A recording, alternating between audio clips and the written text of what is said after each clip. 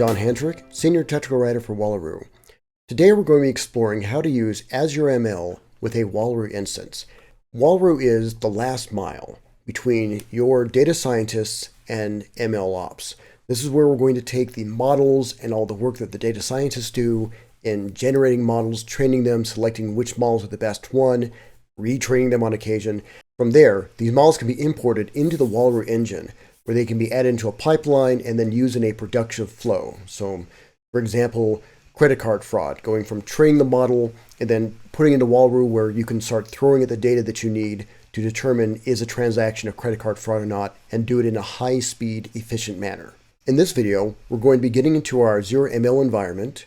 From there, we're going to be adding the Wallaroo SDK and showing the steps to do so. We'll then be making a connection into a live Wallaroo instance and then doing some data inferencing from there. So we'll go into more of these steps later on, but let's start right away with getting to Azure ML and then from there installing the SDK. The steps are available on the Wallaroo documentation site at docs.wallaroo.ai, and from there we also have links to our GitHub repository where you can find a complete list of these tutorials, the notebooks involved, and the like. All right, so as we can see here, we're inside our Azure environment. So we're going to go into Azure ML and select our environment, which is this one right here. This is my Wallaroo doc ML test that I've set up, and we can launch our studio. Now, for those of you familiar with Azure ML, you'll know that the main areas that you can get into your data, your notebooks and the like, we're only going to be focusing on two areas today. First is the notebook. So I'm going to open up a notebook that I've out there. This is, again, part of the Wallaroo documentation site that can show how to install the Wallaroo SDK into your Azure ML environment. The first thing we're going to do is install the Wallaroo SDK into our Azure ML environment. And we're going to do that using Conda. So let me get this going here. We've got our notebook, and I've got the instructions already set inside of it. We have our compute environment.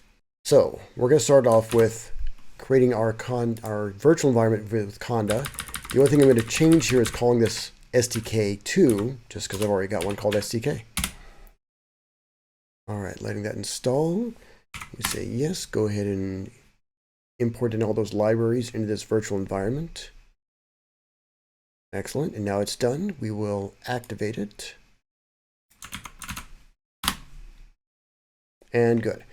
All right, the next we're going to do is add in the library IPy-kernel, and this way we can import it into our Jupyter notebook. So go ahead and let it do that part. See the Jupyter client, we see all the other pieces. All right, while that's finishing up, let me copy this, and then we're going to add that as a piece into our Jupyter Hub kernels, so it knows where it's at. Okay. Now the last thing to do is install the Wallaroo SDK. The current version is 22.4.0, and if you go to PyPy, you can find that entire release history there. So we're going to go back into here and add that in.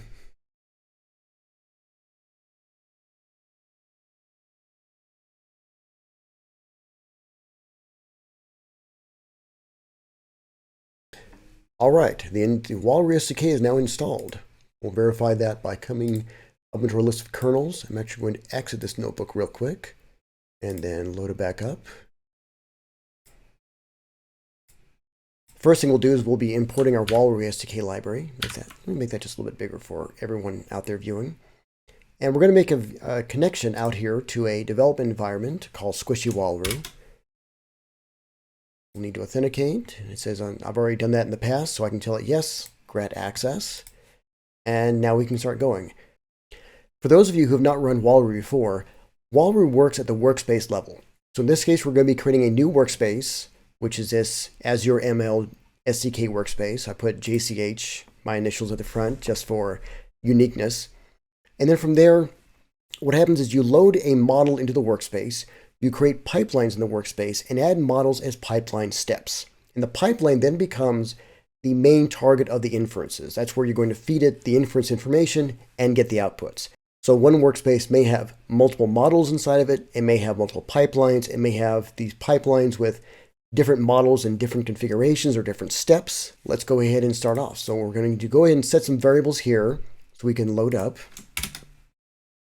And then this is a little helper mechanism that we've come up with to help us quickly make these things. So we're going to go ahead and create our workspace. We'll set it as our current workspace. This will let any new commands we do, again, model uploads, pipeline creations, be set inside this workspace. And then we're going to make our pipeline and give it the name that we set back up here. All right, that is done. It let us know. It created the pipeline and all the information on it. We can also add some tags to it. Those are from other tutorials and the like.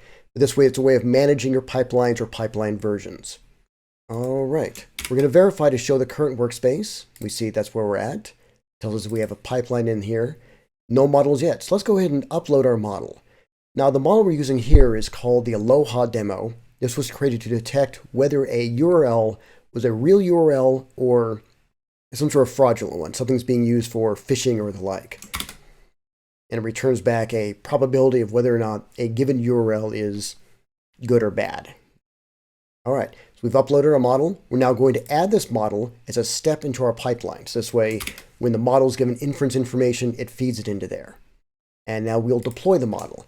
This is where the resources are allocated to actually run the pipeline. So it has a set number of CPUs, a set number of memory that's being used, and from that point on, it'll be ready to run until we undeploy it. This usually takes about a good 15 to 45 seconds. As you can see, we're already done. And we can verify that with the pipeline status. It tells us the pipeline is running. The pipeline name tells us, okay, here's the model that you used and the version of that model, so we can upload new versions of that same model later on if we need to. And let's go ahead and run a sample inference. So we're going to submit to our pipeline. We're going to give it a file and say infer from this file. And that file is this JSON file that includes some data that we can show off if we need to later. All right, the inference is already done. Now we'll get the data from it. All right, and now just to be good and proper citizens to our test environment, we're going to undeploy this pipeline. This returns resources back to the cluster. So after this point, we can't do any more inferences on it unless we redeploy that pipeline again. And really with that, our tutorial will be complete. Again, you can find the rest of this information if you go to the Wallaroo documentation site at docs.wallaroo.ai. A copy of this developer guide showing you how to install the Azure ML Wallaroo SDK is right there. It's the exact same steps you viewed, or you can download the sample notebook with the sample data and models available through the Wallaroo tutorials GitHub repository. So thank you very much for attending and welcome to Wallaroo.